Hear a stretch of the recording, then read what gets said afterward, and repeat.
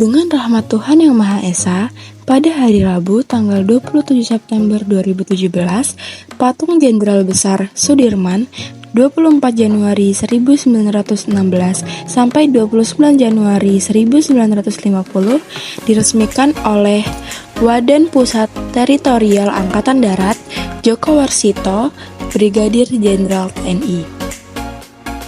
Gedung yang terletak di Jalan Panglima Besar Sudirman nomor 61 tersebut dibangun pada pemerintahan Belanda sekitar tahun 1930-an yang bernama Sociëteit Sukarame.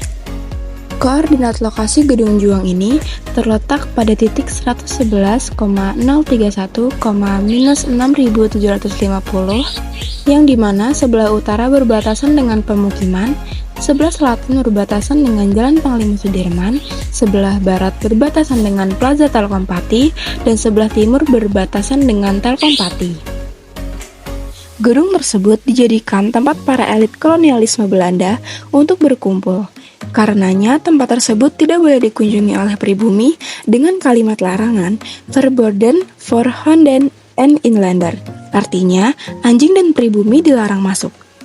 Kalimat tersebut sebagai sebuah rambu-rambu larangan bagi pribumi untuk masuk di tempat-tempat tertentu seperti Sociëteit. Pada masa Perang Kemerdekaan berkisar 1947 sampai 1948, Sociëteit Sukarame diubah namanya menjadi Gedung Juang 45.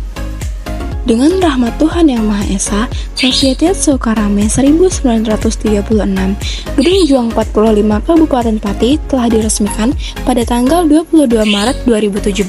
Seiring perkembangan zaman, Gedung Juang 45 dijadikan tempat kegiatan para mantan pejuang di Pati. Pengurus dan anggota organisasi PEPABRI dan LVRI sering mengadakan kegiatan di gedung ini.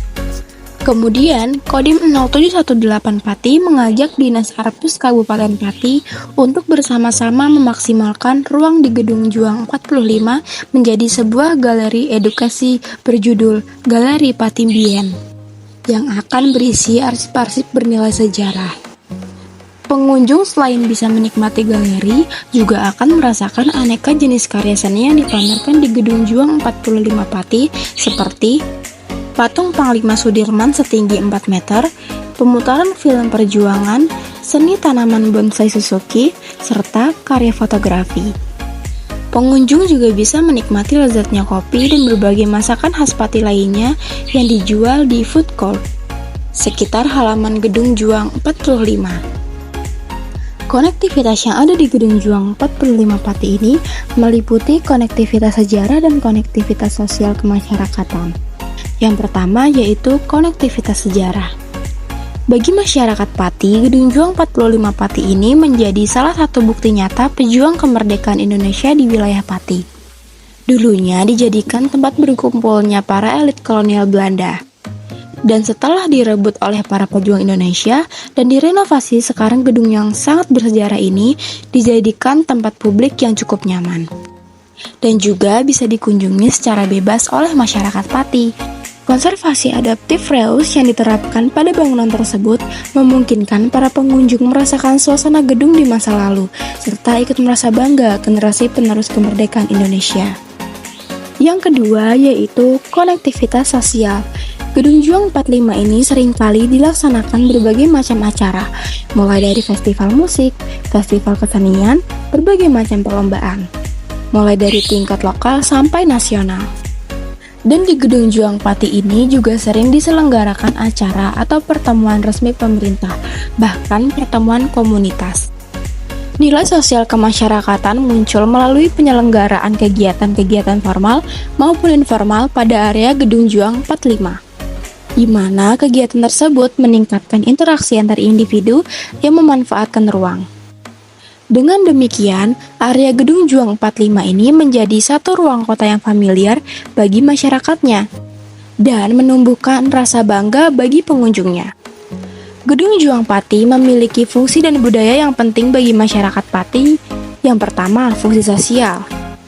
Dijadikan sebagai tempat berkumpulnya masyarakat Pati dalam berbagai kegiatan sosial seperti pertemuan, seminar, dan acara budaya. Selain itu, biasanya digunakan sebagai tempat untuk mengadakan acara-acara penting seperti pernikahan, pertunjukan seni, dan upacara adat. Yang kedua, fungsi budaya, pemeliharaan identitas budaya. Gedung ini memiliki arsitektur yang mencerminkan kebudayaan Jawa yang menjadi simbol penting dalam mempertahankan dan mempromosikan warisan budaya Jawa kepada generasi muda, seperti adanya pameran batik khas Bakaran di dalam Gedung Juang tersebut. Selain itu, di sana sering diadakan pertunjukan seni tradisional Jawa seperti tari, musik, dan teater. Interaksi antar ruang di Gedung Juang 45 Pati memainkan peran penting dalam mendukung berbagai kegiatan sosial, budaya, dan politik.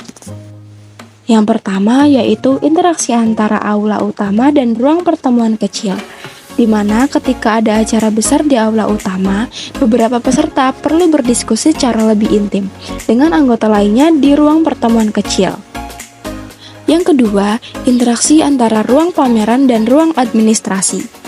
Ruang administrasi berfungsi sebagai tempat di mana para pengunjung dapat mengajukan pertanyaan, mendaftar untuk acara, atau melakukan transaksi ketika ada pameran seni atau budaya.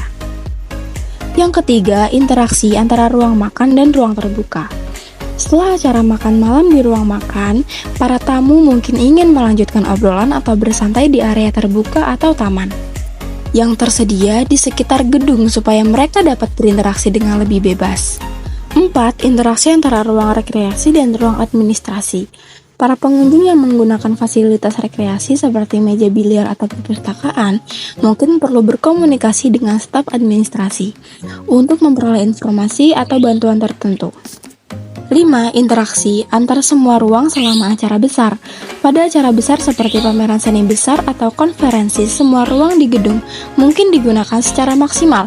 Para peserta akan berpindah dari satu ruang ke ruang lainnya untuk mengikuti berbagai kegiatan, berpartisipasi dalam diskusi, atau menikmati hiburan yang diselenggarakan di berbagai tempat.